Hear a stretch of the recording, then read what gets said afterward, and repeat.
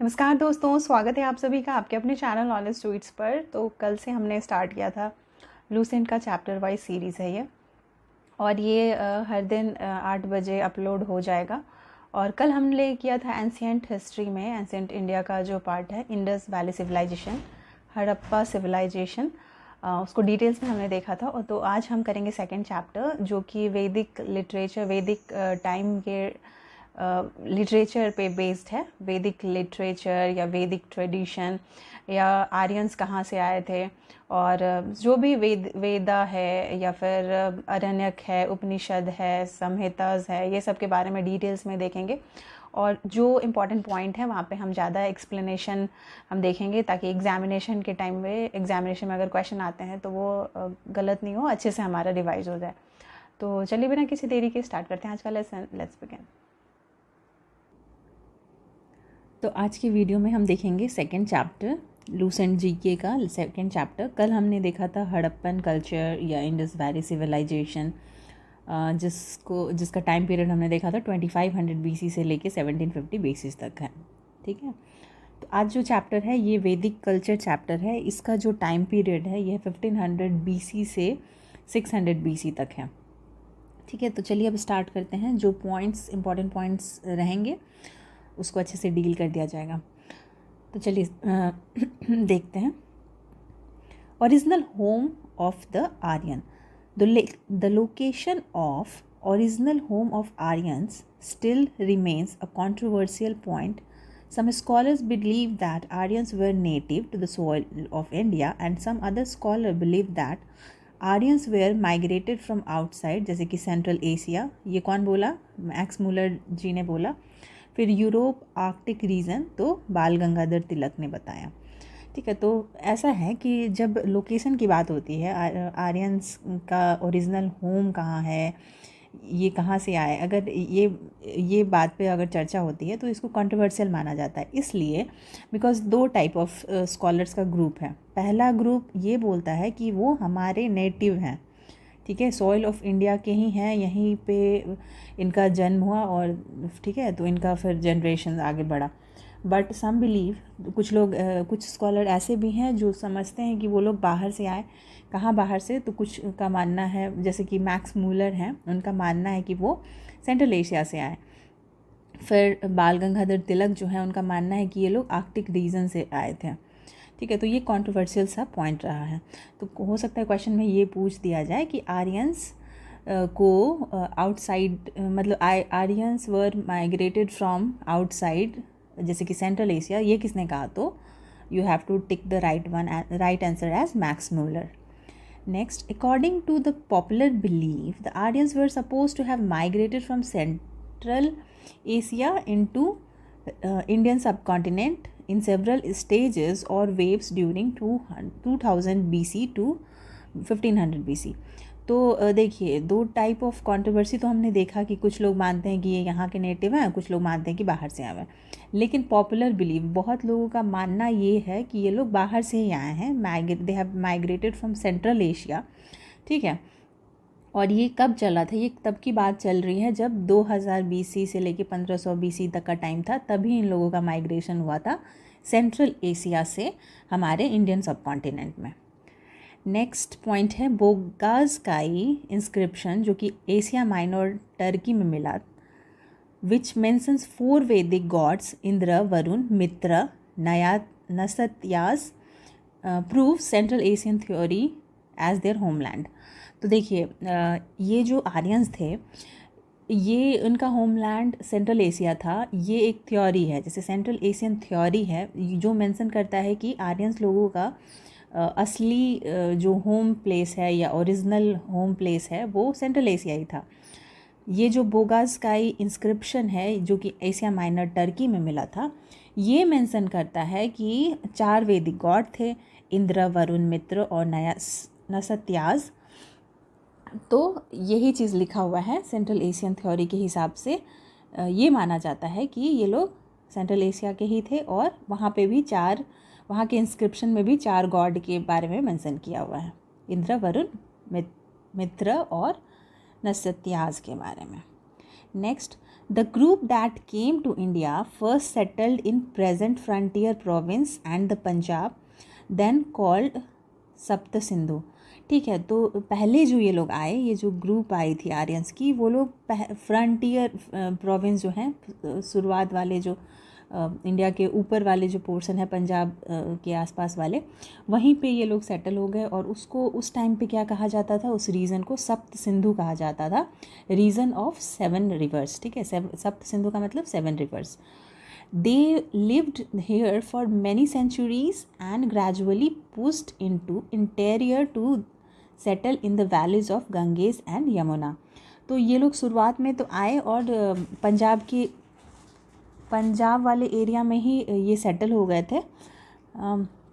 But क्या हुआ फिर स्लोली एंड ग्रेजुअली वो लोग अंदर मूव करने लगे, इंटीरियर में आने लगे, गंगा के आसपास वो लोग शिफ्ट हो गए और फिर वहाँ पे फिर उन लोग का ऑक्यूपेशन स्टार्ट हो गया, फिर नॉर्मल लिविंग स्टार्ट हो गई गंगा और यमुना के आसपास। तो पहले इसमें यही है पॉइंट कि पहले तो वो फ्रंटियर प्रोविंस और पंजाब में थे, ग्रेजुअली वो शिफ्ट हो गए गंगा और यमुना के side.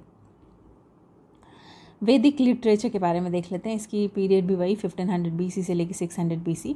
It is presumed that the Rig Veda was composed while the Aryans were still in Punjab. तो ऋग वेद कब कंपोज हुआ, ऐसा प्रिजम्पशन है कि जब आर्यंस पंजाब में ही थे तभी ऋग्वेद का कंपोजिशन हो गया था। वैदिक literature comprises of 4 literary productions. ठीक है, वैदिक लिटरेचर में आपको 4 लिटरेरी प्रोडक्शंस मिलेंगे, जिसमें सबसे पहला है संहिता, जिसको वेद भी बोलते हैं, द ब्राह्मणास, द अरण्यक्स, द उपनिषद। तो ये 4 टाइप ऑफ लिटरेरी प्रोडक्शंस हैं जो आपको वैदिक लिटरेचर में आपको इनका मेंशन मिलेगा।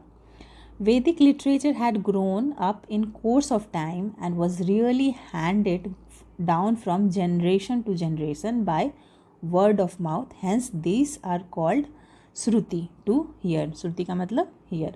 तो ये जो वैदिक कल्चर है ये ग्रो भी करते गया और इसको ट्रांसफ़र भी किया गया जनरेशन से जनरेशन, लेकिन कुछ ऐसे कि by word of mouth, mouth ही से, मतलब किसी ने बोला फिर ये आगे बढ़ रहा है। जैसे कि एंसेस्टर्स ने, जैसे कि फोरफादर ने फादर को, फिर फादर ने सन को, इस तरीके से generation by generation with the help of Shruti ही एक मेथड था, हियरिंग वाला मेथड, इसी से ये लोग प्रोपगेट करते गए ये जो वैदिक लिटरेचर था इसको। द मोस्ट इम्पॉर्टेंट ऑफ वैदिक लिटरेचर आर वेदास। वैदिक लिटरेचर का जो सबसे इम्पॉर्टेंट प्रोडक्शन है वो वेद है। हमने ऊपर पढ़ा ना कि 4 लिटरेरी प्रोडक्शन होंगे, एक तो संहिता जिसको वेद बोलते हैं, ब्राह्मणास, अरण्यक और उपनिषद। तो अभी हम देखेंगे कि वेद जो है वो सबसे इम्पॉर्टेंट वैदिक लिटरेचर है। वेदस आर ऑल्सो कॉल्ड अपौरा से, that is not created by man but gifted. ठीक है, ये सॉरी बट गॉड गिफ्टेड।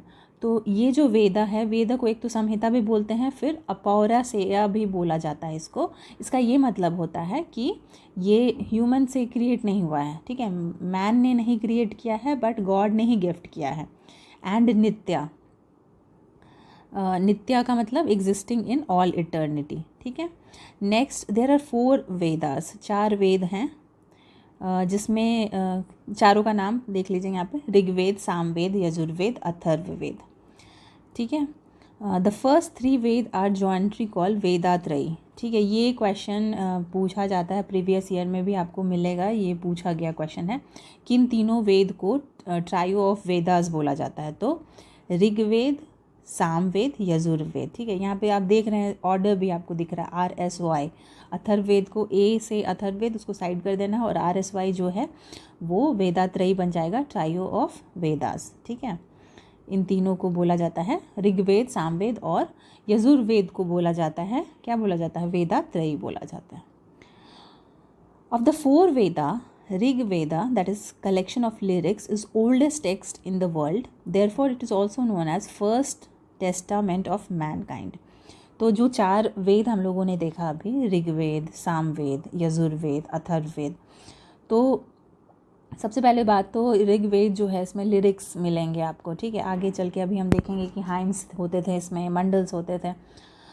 तो अभी देख लीजिए, ये जो ऋग्वेद हैं इसको वर्ल्ड का सबसे ओल्डेस्ट टेक्स्ट माना जाता है, और इसीलिए इसको ये भी कहा जाता है फर्स्ट टेस्टामेंट ऑफ मैनकाइंड, ठीक है। तो ये अगर क्वेश्चन कभी पूछ देता है कि किस वेद को फर्स्ट टेस्टामेंट ऑफ मैनकाइंड बोला जाता है, तो इसका आंसर हो जाएगा ऋग्वेद, ठीक है। फिर next, the Rigveda contains 1028 hymns, that is 1028 hymns divided into 10 mandalas, ठीक है। तो ऋग्वेद जो है इसमें 1028 हाइम्स हैं, और इसको डिवाइड किया गया है 10 मंडल में।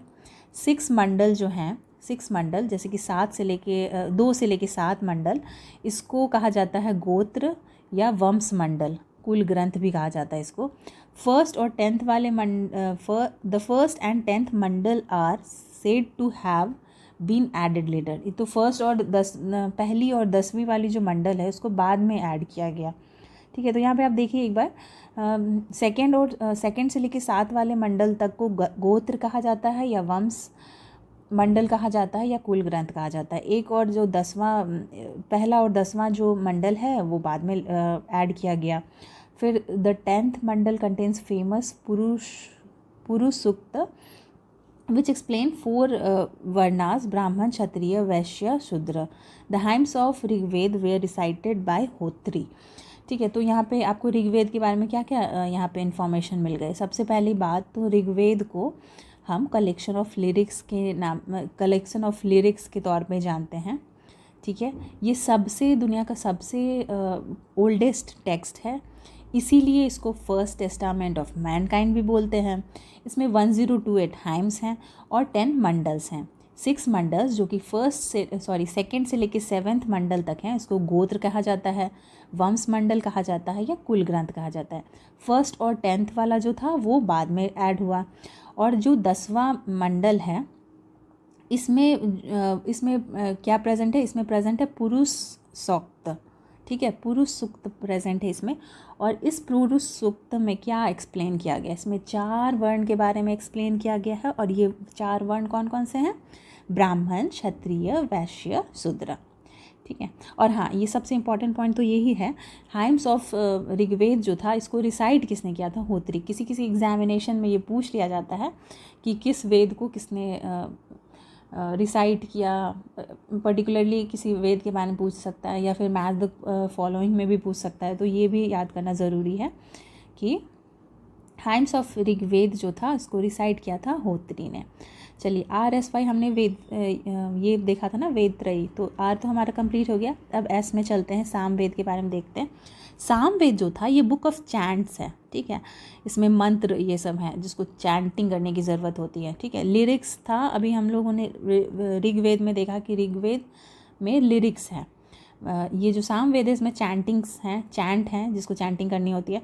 और इसमें जो हाइम्स है ये ज़्यादा है। पहले हमने देखा कि ये जो ऋग्वेद है उसमें 1028 हाइम्स थे, अभी जो सामवेद है इसमें 1549 हाइम्स हैं।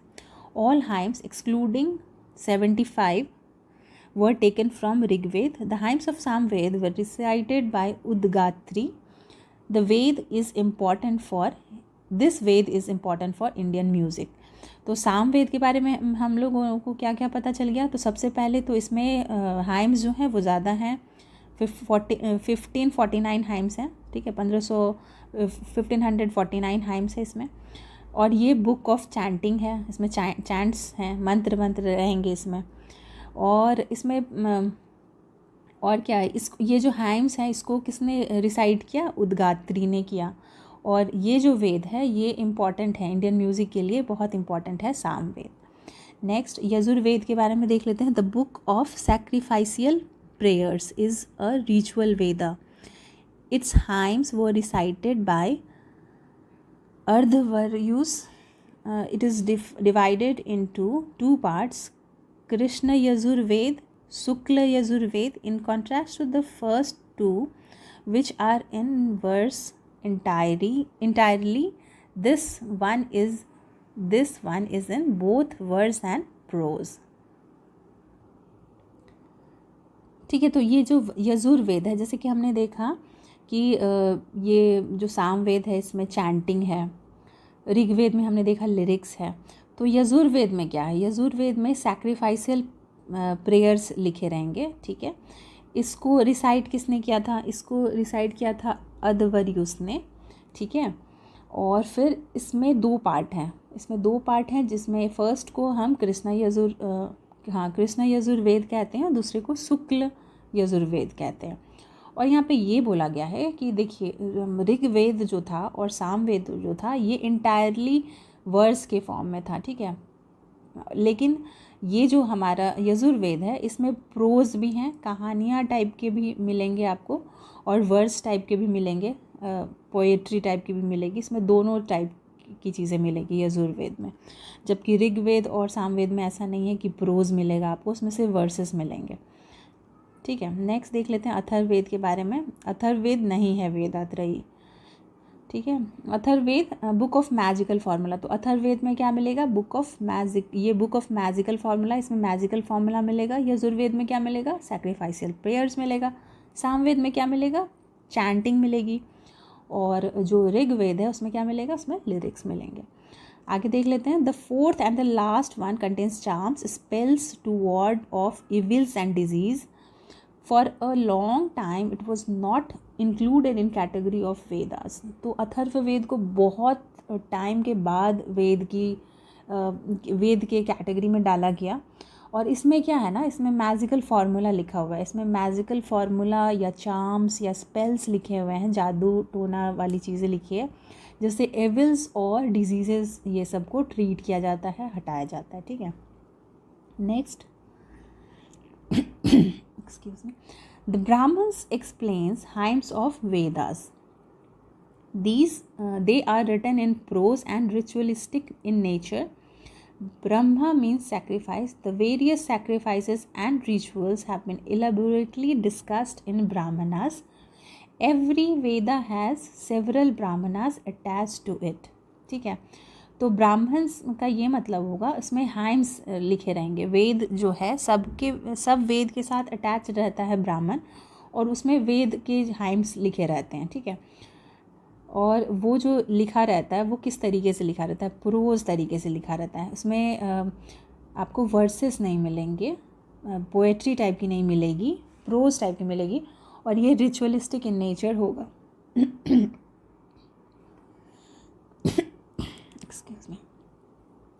फिर ब्रह्मा का मतलब हो सकता है कभी पूछ ले एग्जाम में, तो ब्रह्मा का मतलब होता है सैक्रिफाइस। अब यहाँ पे हम देख लेते हैं कि कौन से ऋग्वेद से कौन सा ब्राह्मण्स अटैच था। तो ऋग्वेद के साथ ऐत्यारय, कौष्टिकी, ठीक है, सांख्यम जिसको बोलते हैं। फिर सामवेद के साथ 5 विष, षड्विंश, छंदयोग्य, जैमिन्या, ठीक है। फिर यजुर्वेद के साथ सतपथ जो कि ओल्डेस्ट एंड लार्जेस्ट ब्राह्मण है, ठीक है। तो ये भी यहाँ पे एक पॉइंट है जो आपको याद करना चाहिए। द ओल्डेस्ट एंड लार्जेस्ट ब्राह्मण किसको बोलते हैं, सतपथ ब्राह्मण को बोलते हैं। फिर यजुर्वेद से ही अटैच है दूसरा ब्राह्मण जिसको बोलते हैं तैत्तिरीय, ठीक है, तैत्तिरीय। और अथर्ववेद के साथ अटैच है गोपथ। तो ये आपको याद करने होगा, यहाँ पे इसमें कुछ समझने वाली बात नहीं, सीधे से रट ही लेना है। और ऊपर भी हम लोगों ने देखा कि इसको कौन सा वेद को किसने रिसाइड किया है वो भी आपको याद करना होगा। तो ठीक है, यहाँ पे आप देख लिए किस वेद के साथ कौन सा ब्राह्मण अटैच है, ठीक है। नेक्स्ट देख लेते हैं अरण्यक, ठीक है। 4 लिटरेरी प्रोडक्शंस के बारे में हमें पढ़ना है। वेद हम लोगों ने देख लिया, फिर हम लोगों ने अभी ब्राह्मण देखा, अभी अरण्यक और एक उपनिषद, ये चारों देखना है हमें। तो अब अरण्य में चलते हैं। The word Aranya means forest, ठीक है। जैसे ब्रह्मा मीन्स क्या था, ब्रह्मा मीन्स था सैक्रिफाइस, ठीक है। अब Aranya means forest. The forest text are also called Aranyaka, ठीक है। तो ये फॉरेस्ट टेक्स्ट हैं because they are written mainly for the hermits and student living in jungles. तो अरण्यक को फॉरेस्ट टेक्स्ट इसलिए माना जाता है क्योंकि ये साधु और जो भी स्टूडेंट जंगल में रहते थे उनके ऊपर लिखा गया था। The Aranyaka are concluding portion of Brahmanas. तो ब्राह्मणास का जो कंक्लूडिंग पोर्शन रहता था, चीज़ें जो मेंशन करनी होती है, जो कंक्लूजन्स लिखने होते थे, वो आरण्यक में लिखा हुआ रहता था। अब नेक्स्ट देख लेते हैं उपनिषद के बारे में। उपनिषद क्या है? ये फिलोसफिकल टेक्स्ट है, इसमें फिलोसफिकल टेक्स्ट आपको मिलेगा। They are generally called Vedanta as they came toward the end of Veda. तो उपनिषद क्योंकि वेद के अंत में आया, इसीलिए इसको वेदांत भी बोला जाता है। देयर आर 108 उपनिषद, ठीक है। तो 108 उपनिषद हैं। और द ओल्डेस्ट उपनिषद कौन सा है? तो ये है बृहदारण्यक उपनिषद, ठीक है। तो क्वेश्चन में अगर आता है कि ओल्डेस्ट उपनिषद कौन है, तो आपको आंसर करना है बृहदारण्यक, ठीक है। नेक्स्ट, लिटरेचर ऑफ वैदिक ट्रेडिशन, ये कब से? 600 BC से लेके 600 AD तक, ठीक है। अभी हम आ रहे थे वैदिक कल्चर को लेके 1500 BC से लेके 600 BC तक। अभी लिटरेचर जो हम पढ़ेंगे वैदिक ट्रेडिशन का, इसका टाइम पीरियड चेंज हो गया है। 600 BC से लेके 600 AD तक हम पढ़ने वाले हैं। द लिटरेचर ऑफ वैदिक ट्रेडिशन, स्मृति जो कि रिमेम्बरेंस लिटरेचर है, कंप्राइज ऑफ 6 लिटरेरी वर्क्स, जिसको वेदांगास बोला जाता है, सूत्र बोला जाता है, स्मृति बोला जाता है, धर्मशास्त्र, महाकाव्य, पुराण, उपवेदा और षड दर्शन, ठीक है। तो ये 6 लिटरेरी वर्क्स हैं जो कि आपको एज अ लिटरेचर ऑफ वैदिक ट्रेडिशन आपको पता होना चाहिए। कौन कौन से? वेदांग, स्मृति धर्मशास्त्र, महाकाव्य, पुराण, उपवेदा, षड दर्शन, ठीक है। देर आर 6 वेदांग्स, 6 वेदांग है। अभी हम देखेंगे एक एक करके। पहला वाला है शिक्षा, जिसको फोनेटिक्स भी बोला जाता है, ठीक है। तो शिक्षा को फोनेटिक्स भी बोला जाता है। और इसमें यहाँ पे क्या लिखा हुआ है? Pratishakhya is the oldest text on phonetics. Phonetics पे जो सबसे ओल्डेस्ट टेक्स्ट है वो है प्रतिशाख्य। नेक्स्ट, कल्प सूत्र। कल्प सूत्र में रिचुअल्स मिलेंगे आपको। श्रोता सूत्र, सुलभा सूत्र में सैक्रिफाइसेस के बारे में लिखा रहेगा। गृह सूत्र में आपको फैमिली सेरेमनीज़ के बारे में लिखा मिलेगा। धर्म सूत्र में आपको वर्ण और आश्रम के बारे में लिखा हुआ मिलेगा। व्याकरण, व्याकरण भी एक अंग है वेदांग का, जिसको ग्रामर बोलते हैं। और अष्टाध्यायी जो कि पाणिनि ने लिखा था, is the oldest grammar of the world, ठीक है। तो ये भी एक इम्पॉर्टेंट पॉइंट है यहाँ पे, और क्वेश्चन बार बार पूछा भी गया है, तो यहाँ पे ये भी आप ध्यान रख सकते हैं। निरुक्ता, जिसको इटिमोलॉजी भी बोलते हैं, Nirukta is based on Nighantu Kashyap, a collection of difficult वैदिक वर्ड्स। तो डिफ़िकल्ट वैदिक वर्ड जो था वो निघंटु में लिखा हुआ था। This is oldest collection of word collection है ये। इसमें वर्ड कलेक्शन मिलेगा निघंटु में आपको। और टफेस्ट वर्ड जो वैदिक वर्ड थे, डिफ़िकल्ट वर्ड थे वैदिक टाइम्स के, वो इसमें मिलेगा। Nirukta, this is oldest dictionary of word. तो ठीक है, वर्ड का कलेक्शन अगर आपको जानना है तो वो निघंटु में आपको मिलेगा। और डिक्शनरी अगर आपको जानना है, वर्ल्ड का पुराना डिक्शनरी, सबसे पुराना डिक्शनरी, तो वो निरुक्ता में आपको मिलेगा। फिर छंद, जिसको मैट्रिक्स भी बोलते हैं। तो फेमस टेक्स्ट है छंद सूत्र, जो कि पिंगल द्वारा लिखा हुआ था। यहाँ पे एक लाइन ये मेंशन है। फिर ज्योतिष, जिसको एस्ट्रोनॉमी बोलते हैं, वेदांग ज्योतिष को लिखा था लगध मुनि ने, और ये ओल्डेस्ट ज्योतिष टेक्स्ट है। देर आर, अब देख लेते हैं स्मृति के बारे में। देर आर 6 फेमस स्मृति। मनुस्मृति जो कि प्री गुप्ता पीरियड में था, और ये ओल्डेस्ट स्मृति टेक्स्ट है। कमेंटेटर्स कौन कौन थे? तो विश्वरूप थे, मेघातिथि थे, गोविंदराज, कुलक भट्ट थे। फिर यज्ञवल्क्य स्मृति जो कि प्री गुप्ता पीरियड के ही थे। और कमेंटेटर्स कौन कौन थे? तो इसके कमेंटेटर में भी विश्वरूप थे, और विजनयनेश्वर थे, और अपरार्का जो कि किंग थे सिलाहर डायनेस्टी के, वो भी कमेंटेटर थे। नारद स्मृति ये गुप्ता पीरियड का है। पराशर स्मृति ये गुप्ता पीरियड का है। बृहस्पति स्मृति ये भी गुप्ता पीरियड का है। और कात्यायन स्मृति ये भी गुप्ता पीरियड का है। ऐसे हो गए 6 स्मृति, है ना। नेक्स्ट देयर आर टू महाकाव्य, देयर आर मेनली टू महाकाव्य दैट इज़ कॉल्ड एपिक्स। तो पहला कौन सा है? रामायण, जिसको वाल्मीकि जी ने लिखा है। इट इज़ नोन एज आदि काव्य, ओल्डेस्ट एपिक ऑफ वर्ल्ड है ये। At present it consist of 24,000 श्लोक that is versus. Originally it was having, originally 6,000 ही थे, फिर 12,000 हुआ, फाइनली 24,000 इन 7 कांड, 7 कांड हैं रामायण के, सेक्शंस जिसको बोलते हैं। 1 and 7th kand were latest addition to Ramayana. ठीक है, तो यहाँ पे आपको रामायण के बारे में पता चल गया। लिखा है इसको वाल्मीकि जी ने, इसको आदि काव्य भी बोला जाता है। इसमें पहले 6,000 वर्सेस थे, श्लोक थे, फिर बाद में इसमें 12,000 हुए और 24,000 अभी हो गए। 7 कांड है इसके, पहला और 7 को बाद में ऐड किया गया। चलिए अब महाभारत के बारे में देख लेते हैं, जिसको वेद व्यास ने लिखा है। This is longest epic of the world. ठीक है, यहाँ पे 2 पॉइंट आप देख रहे हैं, दोनों में डिफरेंस आप देख रहे हैं। ओल्डेस्ट एपिक ऑफ वर्ल्ड अगर पूछा जाएगा तो वो रामायण होगा, लॉन्गेस्ट एपिक ऑफ वर्ल्ड पूछा जाएगा तो वो महाभारत होगा। At present it consist of 1 lakh shlokas. Originally it was having 8,800 जय संहिता, later 24,000।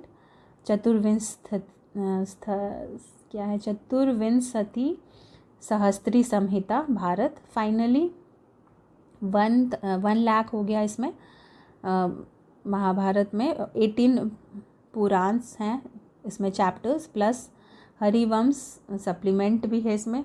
Bhagavat Gita is extracted from Bhishma Parvan of Mahabharata. Shanti Parvan is largest Parvan chapter of Mahabharata. तो ये सब पूछा नहीं गया है, तो ऐसे इम्पॉर्टेंट नहीं है, लेकिन एक बार पढ़ने में कुछ नहीं जाता है। नेक्स्ट पुराण के बारे में देख लेते हैं। पुराना तो वर्ड से ही मतलब पता चल रहा है ना कि ओल्ड है, तो 18 पुराण है। मत्स्य पुराण जो है वो पुराण सबसे ओल्डेस्ट पुराण है। पुराण तो ओल्ड है ही, वर्ड ही का मीनिंग ही है द ओल्ड। उसमें भी सबसे पुराना जो पुराण है वो मत्स्य पुराण है। The oldest, the other important Puranas are Bhagavata, फिर the Vishnu, the Vayu, the Brahmanda. This describe genealogies of various royal dynasty. ठीक है, फिर उपवेदा के बारे में देख लेते हैं। उपवेदास वेयर ट्रेडिशनली एसोसिएटेड विथ वेदा। तो वेदा के साथ उपवेदा एसोसिएटेड रहेंगे, इसके नाम में ही आ रहा है ना, एक्सिलरी वेदा इसको बोलते हैं। आयुर्वेद जिसको मेडिसिन बोलते हैं, ये किससे एसोसिएटेड था? तो ये ऋग्वेद से एसोसिएटेड था। सामवेद से क्या एसोसिएटेड था? म्यूज़िक, गंधर्व वेद। और यजुर्वेद से था एसोसिएटेड आर्चरी, जिसको धनुर्वेद बोला जाता है। और science of craft and wealth, जिसको शिल्प वेद या अथर्ववेद बोलते हैं, ये किससे एसोसिएटेड था? अथर्ववेद के साथ। अब लास्ट देख लेते हैं यहाँ पे। There are 6 schools of Indian philosophy known as Shad Darshans. तो 6 दर्शन यहाँ पे हम देखेंगे, और ये बहुत इंपॉर्टेंट है। ये एनसीईआरटी के चैप्टर में भी मेंशन है, और वो भी हम करेंगे अच्छे से। ये सब दर्शन का मीनिंग हम देखेंगे उसमें जब हम एनसीईआरटी करेंगे। तो अभी देख लेते हैं बस नाम और इसके फाउंडर और बेसिक टेक्स्ट। तो सबसे पहला जो दर्शन है ये है सांख्य दर्शन, और इसको इसके फाउंडर थे कपिल। तो इसके फाउंडर थे कपिल, और इसका जो बेसिक टेक्स्ट है वो सांख्य सूत्र है। फिर नेक्स्ट दर्शन आता है योग दर्शन।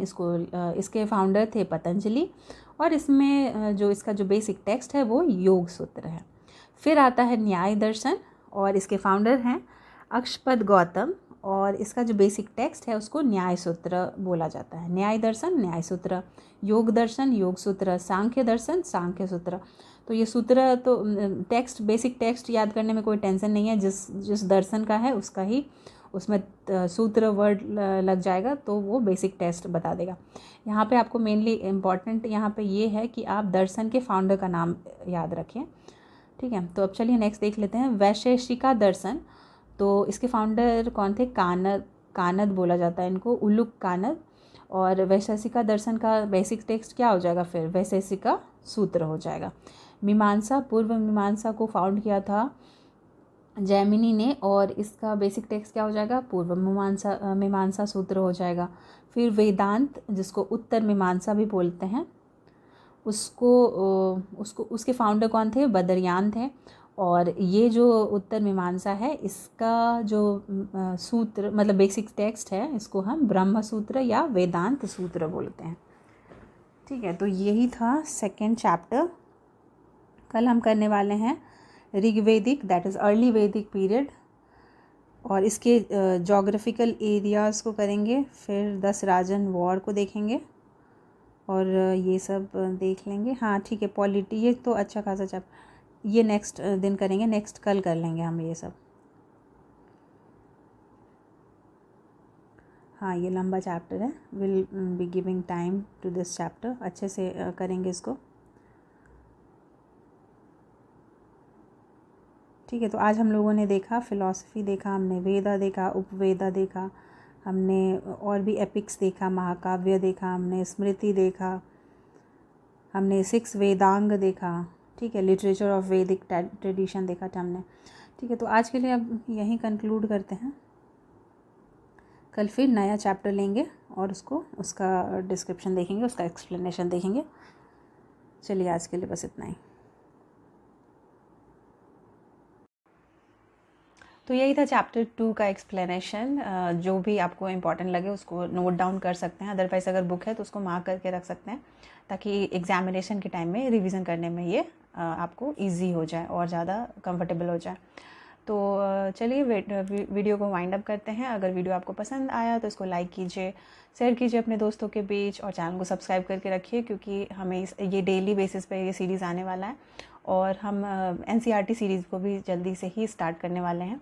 आज के लिए बस इतना ही। Thanks for watching.